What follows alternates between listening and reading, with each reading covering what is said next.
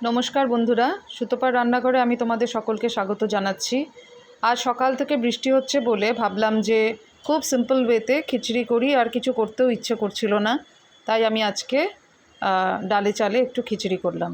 এর মধ্যে যেগুলো সামগ্রী লেগেছে সেটি হচ্ছে মুগ ডাল, গোবিন্দভোগ চাল, আর আদা বাটা, আর হচ্ছে 2 চামচ হলুদ গুঁড়ো, 2 চামচ নুন, 2 চামচ জিরে গুঁড়ো।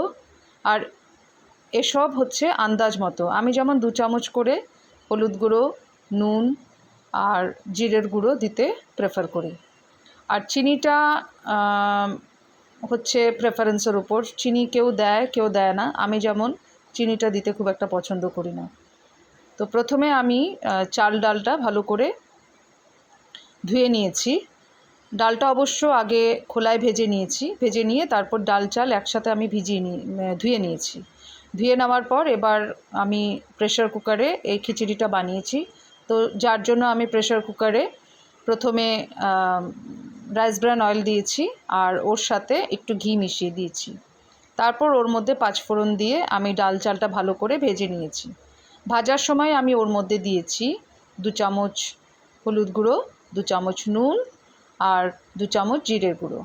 আর যারা মিষ্টি পছন্দ করে তারা 1 চিমটে চিনি মানে দেওয়া যায় বা দিতে পারো। এবার আমি ওটাকে ভালো করে ফ্রাই করে নিয়েছি।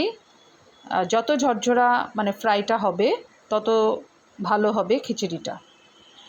তারপর আমি আন্দাজ মতো এটাতে জল দিয়েছি, জল দিয়ে এটাতে ফুটিয়ে আমি এটাকে নামিয়ে নিয়েছি।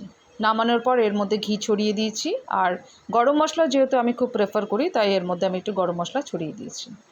এবার যারা গরম মশলা প্রেফার করে না তারা নিশ্চয়ই এটা স্কিপ করতে পারে। এভাবে আমি খিচুড়িটা বানিয়ে নিয়েছি ও খিচুড়িটা আমি সার্ভ করেছি।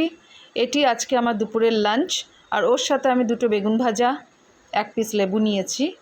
আর এখন খিচুড়িটা রেডি, আর অবশ্যই এটি আমি এখন এনজয় করব। এটি আমার লাঞ্চ টাইম। তো লাঞ্চে আজ আমি বর্ষার দিন বলে আজকে আমি খিচুড়িটা বানালাম এবং তোমাদের সাথে রেসিপিটা শেয়ার করলাম।